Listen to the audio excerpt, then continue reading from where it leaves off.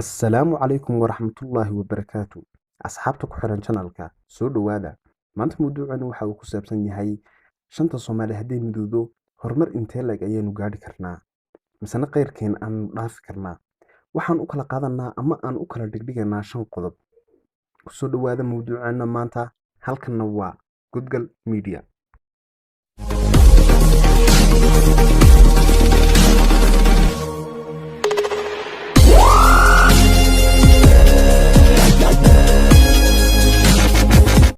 lacalla hadday shanta Soomaali midowdo hubaal waxaa la hubaa inay noqonayso waddanka ugu aqoonta badan Afrika.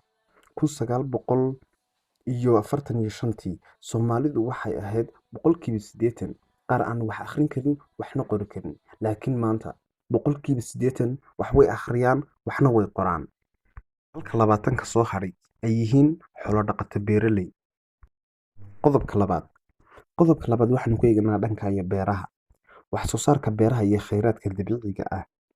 Allah wuxuu ina siiyay dhul ku wacan beerashada. 90% dhulkeenu waa dhul ku wacan beerashada. Waxaanu caan ku noqon lahayn dhoofinta hadhuudhka, galleyda iyo walibana daawo-dhireedka.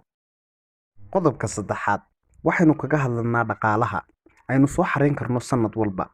mar walba oo istiraadi Soomaaliya dhaqaalaheeda wax ka ogow sidan ayaa kuu soo baxaysa. Soomaaliya ma laha dhaqaale rasmi ah, inkastoo dhaqaalaheedu mar walba uu ku saleysan yahay isgaarsiinta iyo shirkadaha yaryar ee xawaalada. Tirkoob la sameeyay 2017 ayaa la ogaaday Soomaaliya in deen lagu leeyahay 77%.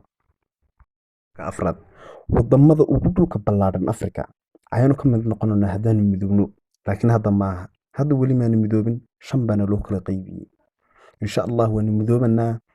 tirkoob la sameeyay wadamada ugu dhaqaalaha badan Afrika xataa kaalin kamaana gelin 10 kuwa ugu horeeya. insha Allah 2020 waxaanu rajaynaynaa inaanu kaalinta koobaad ka galno wadamada ugu dhaqaalaha badan Afrika. qodobka 5 waxaanu kaga hadlanaa maalgashiga. wadan walba wadanku ka ammaan badan yahay ayuu ka maalgashi badan yahay.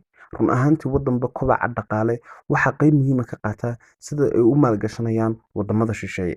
wadankeenu hadduu amni helo uu nabad helo, hubaal waxa la hubaa in wadamada shisheeyaha oo dhan maalgashi ku sameynayaan. sidaasna aynu kor ugu qaadano dhaqaalaha sanadlaha.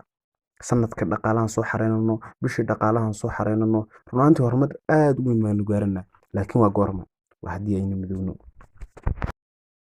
daawade haddaba ma ku qanciyey muuqaalkan? fadlan hadduu ku qanciyey like saar si ay dhiirigelin noogu noqoto, kuna soo bir familkayga adigoo taabanaya subscribe. waad mahadsan tahay.